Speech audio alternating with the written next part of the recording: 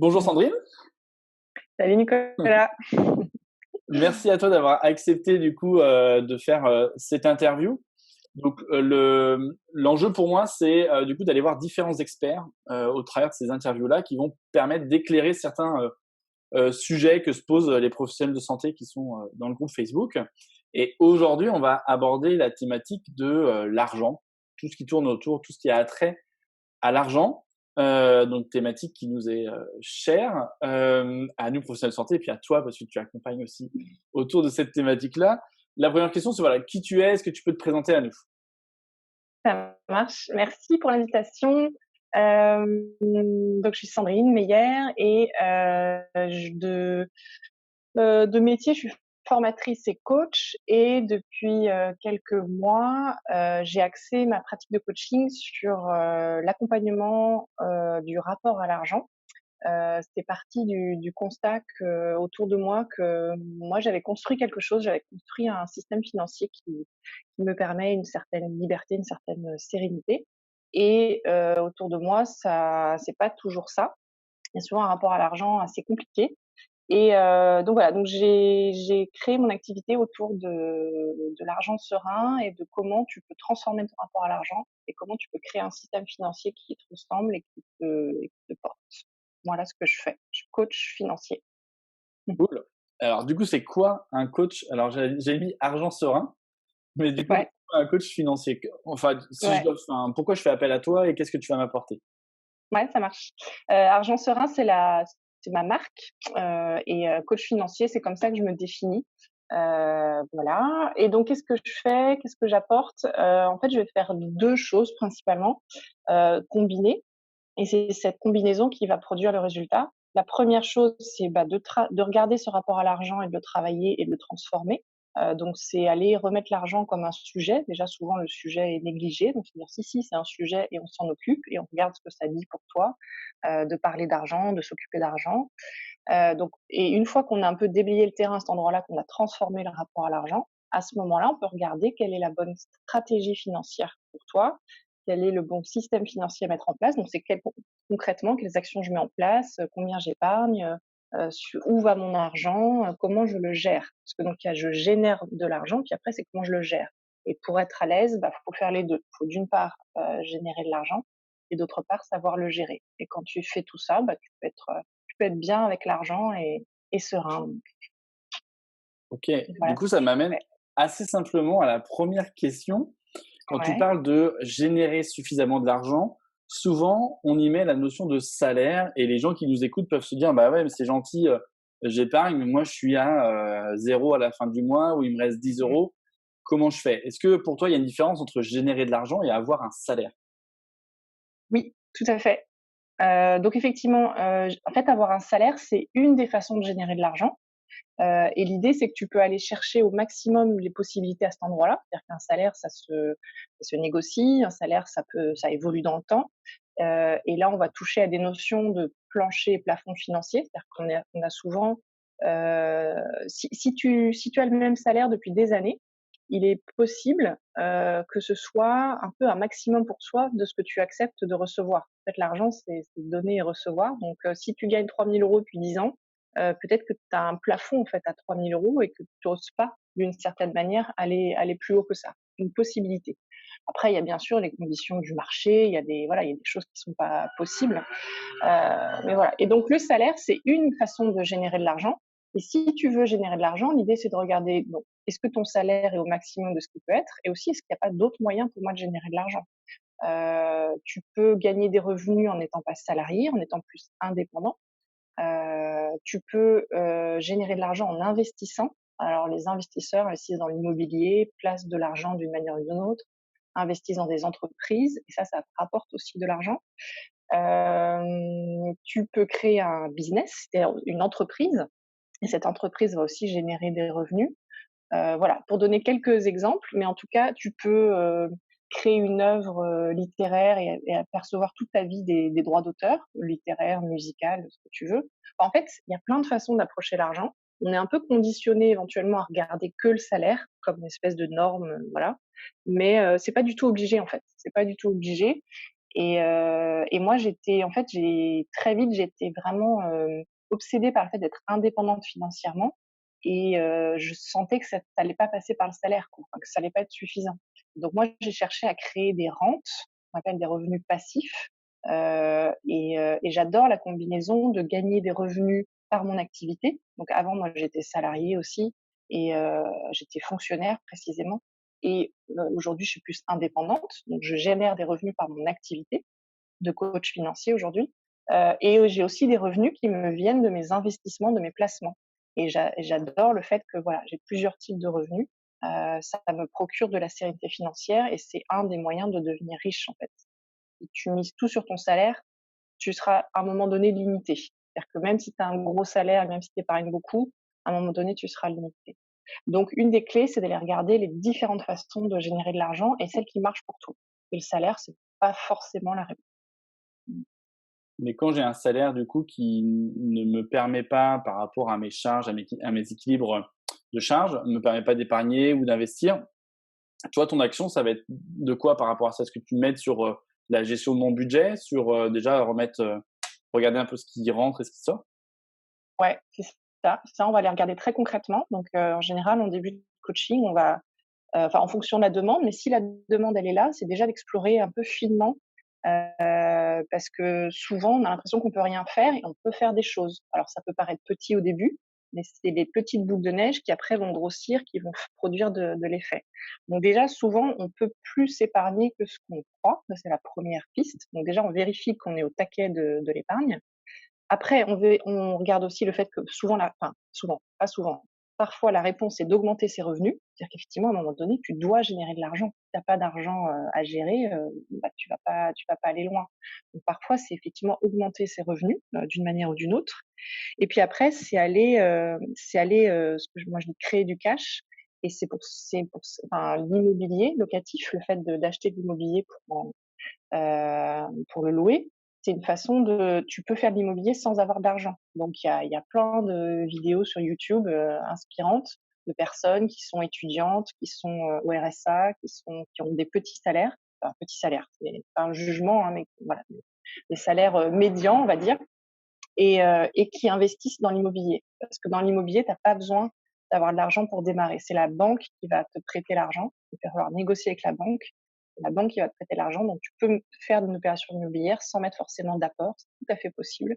Donc voilà. Donc l'immobilier, je parle d'immobilier parce que c'est la façon la plus simple d'aller chercher de l'argent quand on as pas. Et moi, c'est ce que j'ai fait. Au début, j'avais pas spécialement d'héritage. J'avais un salaire correct, certes, mais j'avais pas d'héritage, j'avais pas beaucoup d'épargne. Et du coup, à un moment donné, pour changer de braquet, bah, je suis allée chercher l'immobilier parce que ça m'a permis de générer plus d'argent. Et c'est comme ça que j'ai commencé. Et tout à l'heure tu disais: «Je crois» et je trouve qu'il y a enfin juste ce mot-là en fait, il est intéressant parce que du coup, il y a beaucoup de croyances, liées à ça. Je crois que je gagne pas assez par rapport au métier que j'exerce. Je crois que, du coup, c'est injuste d'être payé moins que, ci ou ça. Il y a énormément de croyances autour de ça. Si Ouais. tu avais un conseil du coup pour démarrer en se disant, on va se prendre le salaire moyen, de la profession infirmière, il est aux alentours de 1 650 € par mois. C'est à peu près c'est le salaire moyen qui a été fait en 2017 ou 2018 pour la profession infirmière, enfin fonctionnaire ou privé. Il me Et semble que c'est proche, ouais, il me semble que c'est proche du salaire moyen français en général. ah oui, On je sais, ouais, OK. Ouais, on n'est pas très loin. À vérifier, il faudrait que j'aille regarder les derniers chiffres, mais à mon avis, on est peut-être un peu en dessous, mais on n'est pas très loin. On n'est pas très loin. OK. Donc avec ce salaire moyen-là, Mmh. ma croyance à moi, c'est que je peux pas épargner ou je peux pas investir. Comment je peux enlever cette croyance? Quel 1er pas tu nous conseillerais de faire pour se dire: «Vous avez ce salaire-là, vous voulez avoir, plus d'aisance financière». Comment je peux, du coup passer à l'action? C'est quoi la le comment Ouais, je casse cette croyance? ouais. Alors moi, j'ai tendance à associer 2 choses, mais là, si vraiment s'il y avait une chose à faire, c'est de regarder ses comptes, mais vraiment regarder ses comptes. Parce que la plupart des personnes que j'accompagne, ils font plus ou moins leurs comptes, mais de vraiment regarder, quoi. C'est-à-dire poser les chiffres vraiment.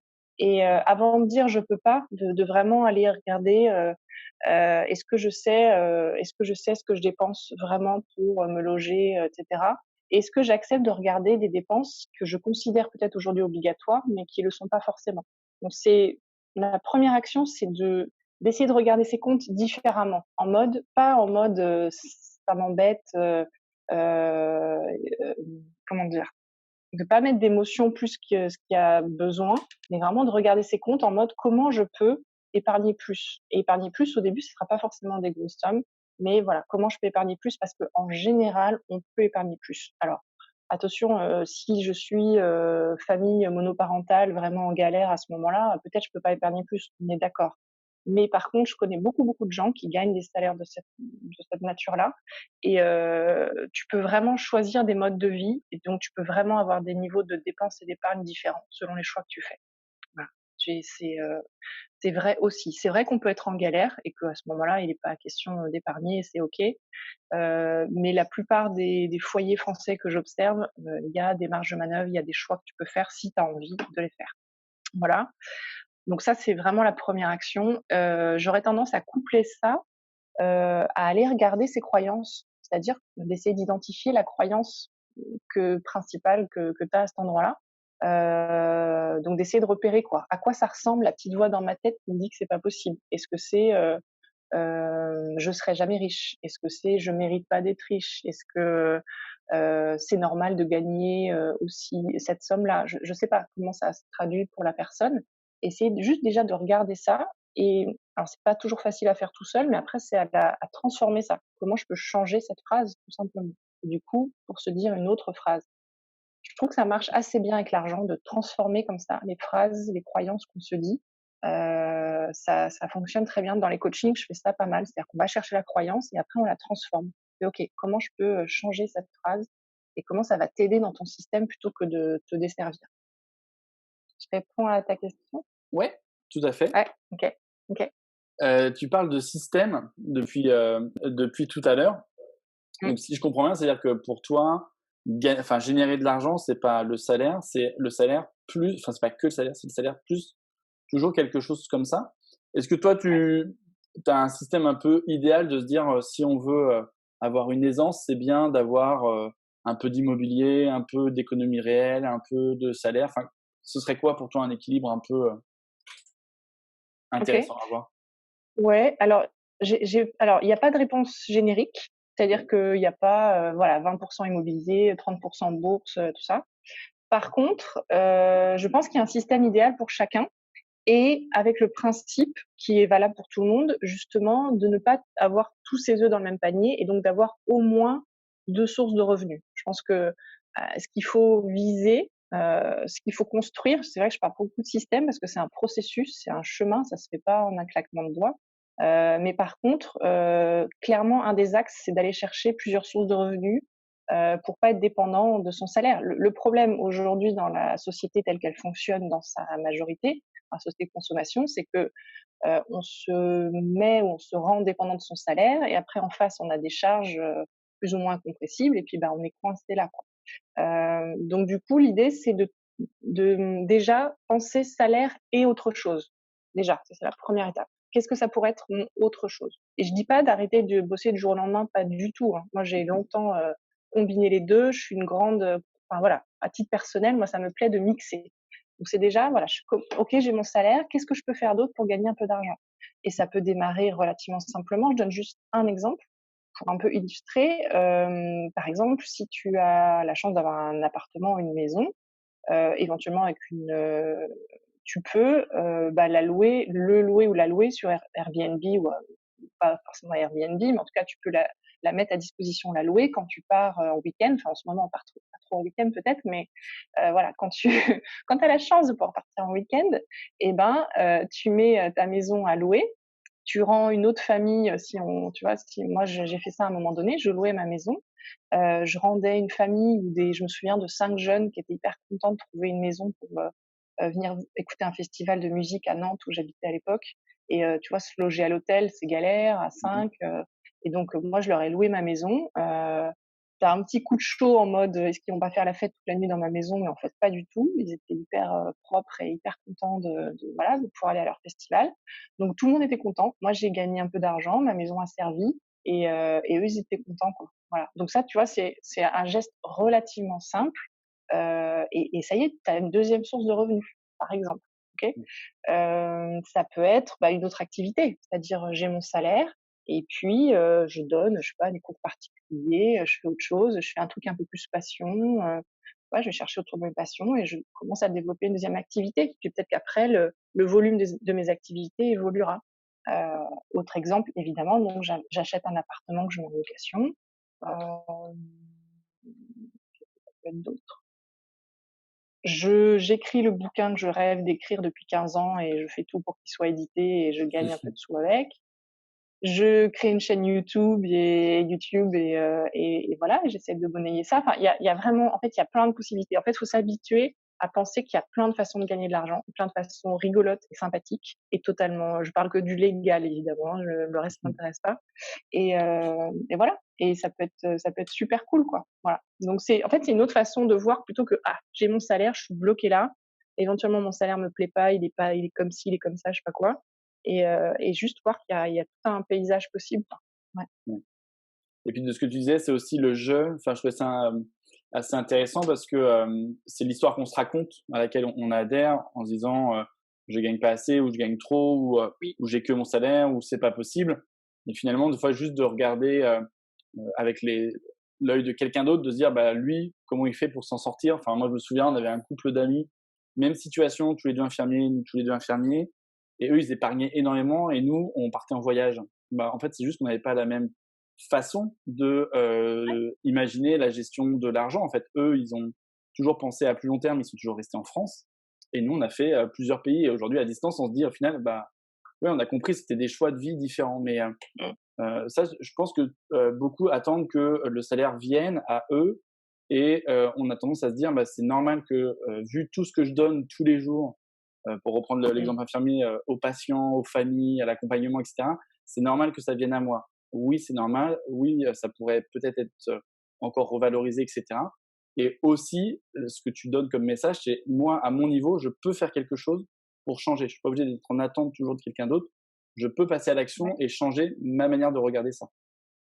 Ouais, C'est c'est ça, ouais, ça. c'est ça. Parce que ouais, ouais, parce que c'est un flux qui circule et voilà, comment je reçois, comment je donne et comment je peux générer ça, ouais, tout à fait, tout à fait. Et vraiment, et c'est pas voilà, c'est pas oppressant quoi, effectivement. C'est mon revenu, ça va être le résultat de choix de vie, de choix professionnels, de choix de vie et mes revenus et mes dépenses, ça va être le résultat de ça, de choix que je fais. Donc ça veut dire que je peux changer des choses. La bonne nouvelle, c'est que je peux changer des choses. Et effectivement, tu vas avoir des personnes qui gagnent la même chose et il y en a à la fin, il y en a, elles sont fauchées, elles partent en surendettement et il y en a d'autres, elles économisent pendant des années, d'autres, elles se font plus plaisir et tout ça, c'est OK. Enfin, tu vois? Ouais. Tout ça, c'est OK. Le tout, c'est de trouver ton modèle qui te va et qui te permet de faire ce que tu veux, quoi. Vraiment, vraiment, vraiment. Après, ouais, c'est des choix. Il y a toujours cet exemple qui circule souvent je crois que il était facteur, un monsieur qui était facteur, donc salaire comme tu disais tout à l'heure, hein, 1 500-1 600 € par mois, par là. Et je crois que c'était aux États-Unis, mais bon, en gros, l'idée est là. Et ce monsieur a effectivement épargné toute sa vie et à la fin de sa vie, il était à la tête d'une petite fortune. Voilà. Et lui, c'était son chemin à lui, c'était ça. Je dis pas qu'il faut faire ça, hein, c'est pas forcément cool d'épargner, mais en tout cas, ouais, ça fonctionne, quoi. Ça fonctionne. Donc, oups, est-ce que tu es toujours là? Ouais. Oui. Hop, voilà. Voilà ce que je voulais dire, un autre truc, c'est quoi? Ouais, je sais plus, ça me reviendra peut-être. Ok. La dernière question que je souhaitais de te Ouais. poser, c'était euh, signe de reconnaissance et argent. On entend là, dans le contexte actuel, cette prime qui va être versée à certains soignants, pas à tous, enfin, on ne connaît pas trop encore les modalités, mais est-ce que il faut avoir comme signe de reconnaissance l'argent qui vient? Est-ce que c'est un signe de reconnaissance? Comment je peux rééquilibrer tout ça en fait? Est-ce que tu vois un peu Heu Donc ouais, ta question c'est est-ce que l'argent est un signe de reconnaissance? Est-ce que c'est le seul? C'est ça Ouais, ça, ou c'est un peu quelle valeur j'y donne, en fait, à ce signe de reconnaissance-là? ouais, ouais. Alors moi je dirais que oui, l'argent peut être un signe de reconnaissance, par voilà, par le fait de gagner cette somme-là, par le fait d'être augmenté, par le fait de recevoir des primes et cetera. Je parle de façon générique, hein, je parle Ouais, pas ouais. forcément dans ce cas-là, mais de façon générique, oui, clairement. Heu, voilà, ça serait ignorer la réalité de dire que l'argent est pas un signe de reconnaissance, ça en fait partie. Mais pour avoir aussi été manager et consultante en management, dans une autre vie et toujours un petit peu, c'est pas du tout le seul signe de reconnaissance, pas du tout. Et on peut se nourrir, on a tous plus ou moins besoin de reconnaissance et c'est OK et c'est un besoin naturel, je dirais, et certains en ont particulièrement besoin. À partir de là, l'argent en fait partie, mais il y en a d'autres. Et ça va dépendre là aussi de chacun. Moi, je sais que je vais être très sensible. Je vais être assez sensible à ma rémunération. Je vais être beaucoup sensible à des mots choisis pour me parler de la valeur de mon travail et la valeur de qui je suis aussi. Voilà. Moi, je sais que je suis très sensible à ça, des mots bien choisis pour me porter pendant des mois si on reconnaît la qualité de mon travail, par exemple. Donc voilà, donc juste non, ne croire que le salaire ou l'argent qu'on reçoit, c'est la seule forme de reconnaissance, c'est une forme d'illusion, je pense, et c'est se mettre en attente de quelque chose qui n'est pas au bon endroit. Mmh. Ta reconnaissance, tu peux déjà toi te faire un auto-bilan, je dirais. Enfin, ça c'est pas directement, je parle pas directement d'argent, mais voilà, moi j'aurais tendance à me faire mon auto-bilan et puis aller chercher des signes de reconnaissance. Tu peux aussi demander des signes de reconnaissance. Est-ce que tu penses que je fais du bon boulot? Est-ce que voilà, tu penses que on n'est pas trop habitué à ça, mais c'est intéressant, je trouve. Et, après, peut-être ce qu'il faut dire, c'est que de dissocier salaire et valeur qu'on a. C'est-à-dire que tu peux avoir un salaire, on peut considérer que le salaire est pas adapté à ce que tu apportes à la société, je sais pas. Mais ton salaire, c'est pas ta valeur, par contre. Ta valeur en tant que personne et ta valeur en tant que professionnel. J'adore cet exemple, tu m'as déjà entendu le raconter, du violoniste américain reconnu, professionnel, très très doué, très très apprécié de son public. Et donc ce violoniste va dans le métro où on ne le reconnaît pas spécialement. Il joue dans le métro pendant 1 heure et il reçoit dans son étui ouvert 23 $. Je crois. C'est aux États-Unis, c'est à New York. Et le soir même, il joue dans la plus prestigieuse salle de concert, par un public. Il joue devant un public qu'il adore. Il leur fait extrêmement plaisir parce qu'il joue très très bien. Voilà, il leur donne beaucoup de choses, il leur donne beaucoup de plaisir. Et pour ce concert, il est rémunéré, je crois, 200 000 $ dans la soirée. Donc c'est la même personne, c'est la même valeur. Il a donné en gros la même chose. À un moment donné, il est rémunéré 23 € et à un moment donné 23 $ et à un moment donné 200 000 $. C'est la même personne. Il a cette valeur-là. Donc à un moment donné, ta valeur, elle peut ne pas être reconnue. Il y a des lois du marché, il y a des lois de voilà, de simplement les gens qui ne voient pas ta valeur. Mais donc juste attention. Moi, je trouve qu'il y a un gros piège dans une société, on est très axé de travail. Il y a un gros piège de se définir par son salaire, son statut social, le nombre de personnes qu'on manage, le nombre de personnes qu'on accompagne. Enfin, voilà. Donc, l'argent, ça parle de quelque chose, mais ça définit pas ta valeur. Donc, c'est peut-être une piste, c'est de Mmh. dissocier salaire et valeur professionnelle et d'aller regarder ce que tu as comme retour sur ce que tu amènes en termes de valeur professionnelle. Et en parallèle, moi, j'aurais tendance à aller du coup sur l'axe argent et de dire et va chercher de l'argent, quoi. Va chercher de l'argent si tu penses que tu es pas assez payé. Encore une fois, qu'est-ce que tu peux faire pour te sentir mieux payé, quoi. Mmh. Sachant que c'est un sentiment. Objectivement, l'argent, c'est de l'argent. 1 762 €, c'est juste 1 762 €. C'est pas beaucoup, pas beaucoup, je sais pas quoi. C'est juste, c'est un chiffre en fait. C'est un Mmh. chiffre, c'est une somme. Après, il y a l'émotion que tu associes à ça. OK? Ah oui, c'est ça que je voulais te dire, sachant que la sérénité financière est relativement indépendante des sommes. C'est-à-dire que tu peux gagner 1 434 € et être très heureux et très serein financièrement. Et tu peux gagner des millions et être serein financièrement ou pas. Tu as des riches qui sont toujours stressés par l'argent. Tu as d'autres problèmes en fait. Et la sérénité financière, alors c'est plus facile de vivre avec de l'argent, clairement, Mais tu as d'autres problèmes, hein. Quand tu as plein d'argent, bah, faut le gérer. C'est d'autres questions qui se posent, d'autres soucis et d'autres émotions associées. Un grand classique étant: si je deviens riche, je serai tout seul, les gens m'aimeront plus, par exemple, par exemple.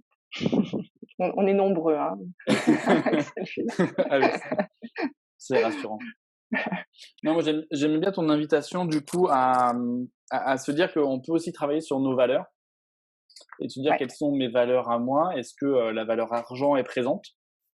Et si elle est présente et importante, bah, qu'est-ce que je fais moi pour me nourrir de cette valeur-là? c'est ça. Et si elle ne l'est pas tant que ça, qu'est-ce que je fais pour qu'elle vienne nourrir les autres? Et, Mmh. heu, et de se dire que du coup la valeur va venir, enfin c'est l'argent, effectivement vivre sans argent, aujourd'hui c'est quand même très compliqué quand on veut avoir, je sais pas moi, une vie avec des enfants, où ils font les études qu'ils veulent, où on a une belle maison, etc. Du coup, effectivement, il faut qu'il y ait la valeur à argent, mais peut-être la remettre juste à son bon niveau. Si elle est très forte pour moi, qu'est-ce que je fais pour la nourrir? Et si finalement je m'y intéresse que très peu, ou parce que c'est pas dans mes valeurs hautes, comment elle va venir nourrir mes valeurs hautes? Je trouvais que cette invitation-là, elle est intéressante et à dissocier effectivement, ça, enfin je pense que, du coup, c'est vraiment, un truc à retenir, mais, sujet à argent ou pas, c'est, ce que disent les autres ou l'argent, c'est pas ce qui me définit moi. Et vraiment Ouais. apprendre à se redéfinir soi vis-à-vis de ça. Et c'est pas parce que, enfin, ouais, moi quand j'étais aide-soignant, j'étais payé à 1 900 € de nuit dans une clinique. Et quand je suis passé dans l'hôpital public, j'étais payé 1 350 €. Le même Mmh. boulot de nuit dans 2 établissements à, je sais pas, 5 kilomètres de différence. Donc voilà, et pourtant, voilà. Et aujourd'hui, je fais encore un autre métier et je suis payé différemment et voilà. Donc c'est vrai que Ouais, je trouve ça intéressant en fait ouais. ton approche de se dire c'est pas qui je suis, la valeur qu'on me donne, et je peux aussi agir si elle est forte pour moi cette valeur argent, je peux agir pour la Mmh. nourrir. Je C'est trouvais ça ça, intéressant dans ton c'est dialogue. ça. Et c'est OK d'avoir envie de parler d'argent et de gagner plein d'argent. Moi, à un moment donné, j'ai reconnu mon désir de richesse, voilà, d'être vraiment, et moi ça m'intéresse, j'aime bien m'en occuper, j'aime bien en parler, donc du coup, bah, j'y suis allée. C'était bon pour moi, c'était bien. Et si l'argent, n'est pas tellement important, alors après, faut voilà, il y a des gens qui disent que c'est pas tellement important, c'est pas vrai. Donc encore une fois, l'idée c'est d'être honnête avec ça. Mmh. Mais si effectivement, c'est pour toi c'est pas important et que ton mode de vie s'accommode de peu d'argent et que tu es heureux, mais super, vas-y quoi, vas-y. Et si jamais tu gagnes plus d'argent que ce dont tu as besoin, ben, tu as plein de possibilités encore. Tu peux Ouais. redonner de plein de manières, tu peux enfin il y a plein de choses qu'on peut faire en fait.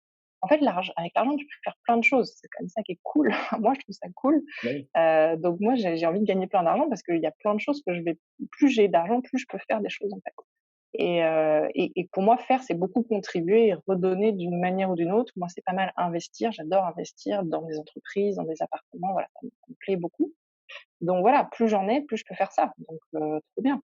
Après, ça veut pas dire que c'est un truc sans fond. Tu vois, moi, j'ai un objectif, j'ai une somme où je pense que je serais bien.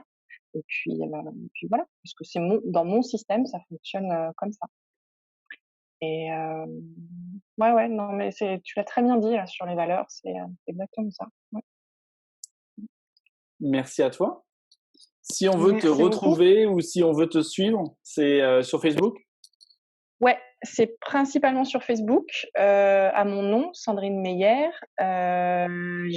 Sur Facebook aussi, j'ai créé un groupe qui s'appelle Argent Serein, OK. tiré Sandrine Meyer. Mon site s'appelle argentserein.fr. Et quoi d'autre? J'ai commencé à être un peu sur Instagram, mais je suis sur LinkedIn aussi. Voilà, effectivement sur les réseaux sociaux, et sur mon site. Voilà. OK, parfait. Et ben merci du temps que tu as pris pour ça, et puis avec beaucoup de plaisir. Merci beaucoup, merci.